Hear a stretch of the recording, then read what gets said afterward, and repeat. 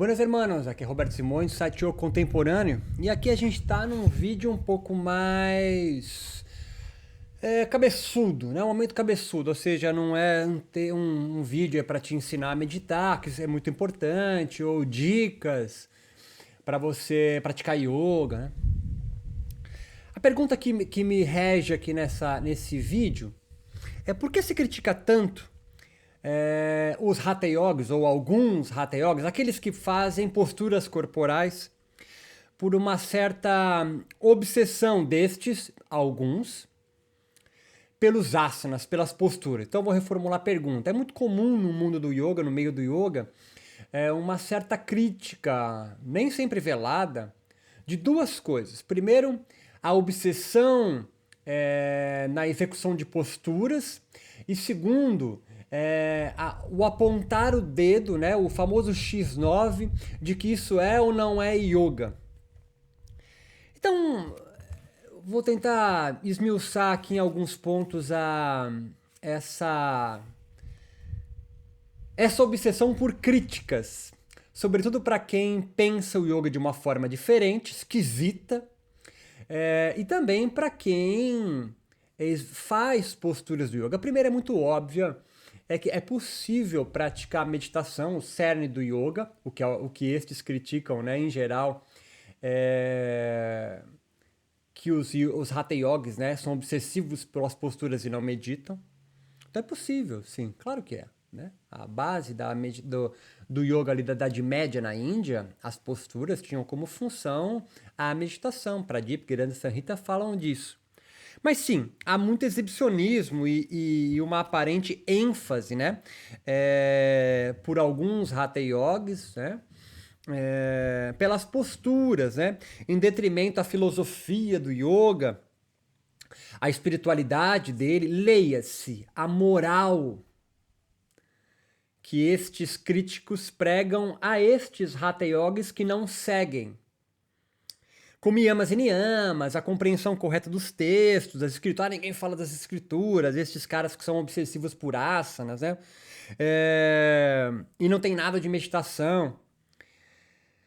E também eles, né, esses Hatha Yogis que são criticados por essas pessoas detentores do saber do yoga, porque se eu teço uma crítica, né, sobre o que você está fazendo errado do yoga, é porque eu sei o que é o certo, né?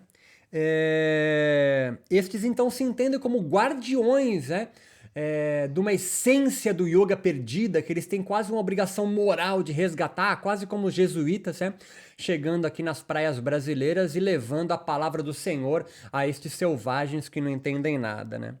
E também uma terceira crítica, né? Além da obsessão por asanas, que eles não têm, aí não seguem a espiritualidade, ou a filosofia do yoga, eles não entendem nada, né? Não sabem falar sânscrito, sei lá. Também de que eles estão vendendo o yoga. Isso é muito interessante. Eles vendem o yoga, né? Assim, eu te pergunto, mas quem não tá? Quem não tá? Eu tô vendendo o yoga aqui também. Né? Pelo seu like, pela sua assinatura, tentando você se interessar pela forma no qual eu dou aula para te levar para minha plataforma EAD ou adentrar nos meus cursos de graça de Spotify. A gente não, a venda de algo não é só por dinheiro, né? Mas pelo capital simbólico que ele me dá. Eu tenho X seguidores, né? Nesse mundinho aqui, né? Esse mundinho aqui.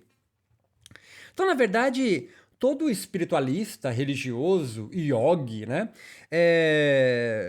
também está. Nunca houve algum momento, né, dentro das instituições, da história do mundo, que não houve essa troca, nesse campo social, religioso, espiritual, a troca de bens espirituais, tá certo? Sempre teve os budistas, então, criticando os hinduístas, ou os brahmanes, né, ou o brahmanismo, da estratificação de castas da Índia. Então eles vão lá criticar isso, né, porque eles têm uma hegemonia, os brahmanes, em relação à dominância religiosa na Índia. Então um hinduísta se rebela contra isso, o Buda histórico, e vai fundar uma nova religião. Martinho Lutero, né, que é um católico, um doutor da igreja, que se revolta contra a posição da igreja, chama Inquisição para ele, porque ele tem uma perspectiva da igreja católica que não é aceita, ele vai fundar o protestantismo. Sempre houve isso, né? Então, assim, para a gente pegar um yoga exemplo, né, de conduta yógica no Brasil, sem nenhuma sombra de dúvidas, né, para a grande maioria dos yogis brasileiros, que é o professor Hermógenes, né,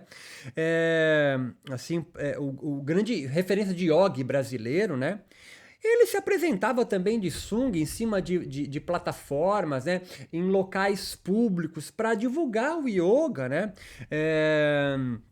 ele escrevia livros, viajava pelo Brasil e tinha sua própria escola de yoga, que existe ainda hoje, né? Que então tinha mensalidade, tinha folha de pagamento, tinha aluguel para pagar. Hoje, por exemplo, né, mesmo com o falecimento dele, a produção e divulgação do trabalho do professor Hermógenes em EAD, em canais de YouTube, podcasts, então assim, livros, né? Brand, né, que é o yoga terapia do Hermógenes, tá vendendo também, tá certo? Então essa crítica de que alguns yogis aí obsessivos por asanas, né, deturparam o yoga e estão vendendo yoga, quem não tá? Quem não tá em busca de troca, de venda de bens espirituais de yoga, não necessariamente de dinheiro, mas a grande maioria também tá em dinheiro, seguidor, like. Assim, desde o século X, né, na Idade Média da Índia, quando surge Hatha Yoga, então, a grande inovação do Hatha Yoga, ou dos Hatha Yogis, né, foi disseminar e ensinar o yoga para não brahmane, para não iniciados, para não alta casta, para não brancos, né? Porque os brahmanes se sentem na Índia mais brancos do que os sem casta ou de castas inferiores, né? 100% masculino na Idade Média da Índia, né? E totalmente indiano. Um forasteiro não seria aceito dentro do conhecimento de yoga. Então, qual foi a grande revolução dos Hatha Yogis quando eles surgem lá na Idade Média na Índia? Cara, divulgar o yoga para todo mundo, mesmo não brahmana e alta casta, né? Com o Hatha Yoga chegou-se ao ponto de que um sem casta que é iniciado no Hatha Yoga, inicia um Brahmane. Olha a viagem. Então, nesses livros do Hatha Yoga, aí, que surgem nesse período da Idade Média, o Grande Samhita e o Pradipika, né, um começa antes do outro, tem postura, tem pranayama, o cara ensina você a escovar o dente, noções básicas de higiene. Olha só, pela primeira vez isso acontece. E os yamas e niyamas, o tal código ético, moral, que um Brahmane vai sistematizar o yoga e inclui isso, lá no século II a.C., é totalmente esquecido nesses livros aí do período medieval, ou então quando surge o Hatha Yoga. Influenciados por Tantra, o budismo, o jainismo, os muçulmanos.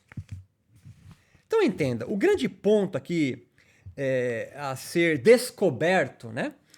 Dessa revolta de alguns yogis e yoginis pela perda, né? Na verdade, pela divisão do poder da verdade do yoga. Vou repetir.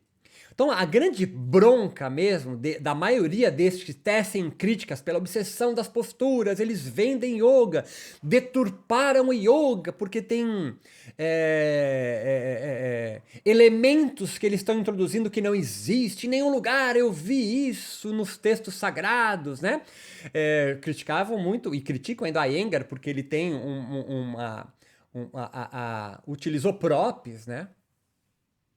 Mas todo mundo usa tapetinho de borracha, né? Ninguém joga esterco de vaca seco no chão da sala para esterilizar, passa álcool, né? Então, a grande crítica aqui que se faz, na verdade, é porque estes alta-castas, herdeiros de Patanjali, herdeiros dessa coisa da essência do yoga que eu tenho que resgatar, eles conservam, são conservadores, né? Que então sempre tem um inimigo a brigar, a lutar, que deturparam, que destruíram. Desde os Hatha Yogas indianos, né? foi deixar de ser exclusivamente de uma elite letrada, branca, Brahmani, e que se percebe, né, dona do yoga. Então esses que se sentem donos do yoga, quando tecem crítica a alguém que fez algo diferente, que não estão nas escrituras, deturparam, eles estão, na verdade, com medo desgraçado porque eles estão dividindo o poder a outros. Então, há uma máquina de guerra destas instituições, entre aspas, desses detentores do saber, desses conservadores do yoga, que não são um mal em si, mas quando revelam essa face pequeno fascista. Porque não tem problema você ser um conservador do yoga, um cara que, puta, sabe sânscrito, né, é fluente em sânscrito, comenta e traduz os Yoga Sutras direto do sânscrito para o português, estão ligados a algum guru indiano. Isso não é um problema, puta, isso é da hora, a gente utiliza muito isso, nós esquisitos, né, do yoga, para aprofundar também, para pensar, mas sobretudo para inovar. Se há alguma coisa que é uma essência do yoga, é a sua inovação frente a novas geografias, sociedades, culturas, religiões que eles adentram. Desde Patanjali, que faz um Ctrl-C, Ctrl-V da religião Sankhya. Desculpa você estar começando aí, você está aqui até agora porque você está interessado, mas se você é iniciante no yoga, você largou isso antes, né? No período medieval, 1000 anos depois de Patanjali, Tantra, o sufismo que vem do Islã, né, vem com os muçulmanos, o budismo, que é uma afronta à religião hinduísta, bramânica, Tantra, a própria perspectiva não dual do Vedanta com Shankaracharya, são inovações, cara. Não deturpações, mas inovações que fez o yoga ficar vivo até agora. Hermógenes em cima de um palco, demonstrando posturas para donas de casa na Zona Sul carioca. O yoga do riso, no qual ele também... eu falo do Hermógenes porque ele é uma figura, e eu considero uma figura ímpar, né, no yoga, assim, de exemplo do que é o yoga no Brasil. Então entenda, há muitos esquisitos, há muitos plurais, falando especificamente no Brasil. E estes então são criticados pelos pequenos fascistas que têm que aniquilar, há uma retórica da aniquilação, contra tudo que é diferente do modelo ideal que ele acha que é o yoga. Pegou o rolê? Não, vou repetir. Há um modelo ideal a esses conservadores pequenos fascistas e eles precisam então destruir, aniquilar, acabar. Eles começam a fazer isso deslegitimando yogis diferentes deles. Então são pequenos fascistas que vêm ganhando espaço e retomando as suas legitimidades, né, entre as singularidades que conseguem fazer sentir-se, sobretudo quando você se sente culpado do yoga que faz, mas muito mais do que isso, falta algo para eu me completar como um yogi ou yogini. Essa sensação que falta algo em você é porque um pequeno fascista conseguiu fazer você entender que o yoga que você pratica, o yoga que você leu, o yoga que está tentando se aproximar, ou não é certo, ou é o desse conservador, e ele não vai te dar de mão beijada. Há muitos patamares para subir até você chegar no nível que eu estou. Então, meu amigo, não tenha medo de ser nomádico, nômade, que anda por diversos espaços, experienciando e experimentando outras sensações do yoga. Não há uma única versão acabada do yoga, pelo contrário, a história do yoga mostra que ele é um livro aberto, uma filosofia aberta. E as práticas do yoga são muito mais como uma caixa de ferramentas do que um código moral a ser seguido. Esses conservadores pequenos fascistas do yoga são moralistas. Então eles ficam apontando o dedo de X9 do que é certo, do que não é certo. Isso aqui é yoga, isso aqui não é yoga. Você medita, isso aqui não medita. Não facilitam a sua vida.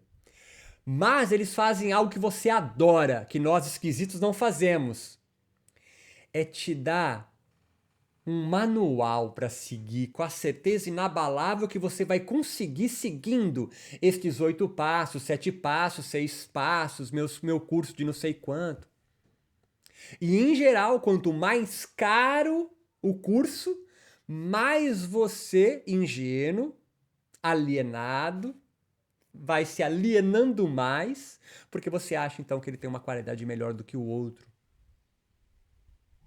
O yoga é algo para ser vivido na vida real. E você tem que experimentar para ver se aquilo se encaixa para teu modelo de vida, para tua vida que você escolheu. E não ao contrário, você se encaixar ao modelo dito como ideal e perfeito. O vídeo se estendeu demais, minha filha fica me enchendo o saco, são 8 minutos e eu falei já 15 minutos. Forte abraço a vocês, muito obrigado, meu nome é Roberto Simões, do site Yoga Contemporâneo. Espero vocês nos próximos vídeos, na minha plataforma EAD, se você for corajoso, ou também você pode assistir as minhas aulas de graça e alguns cursos me procurando Yoga Contemporâneo em qualquer tocador de podcast. Forte abraço, até mais!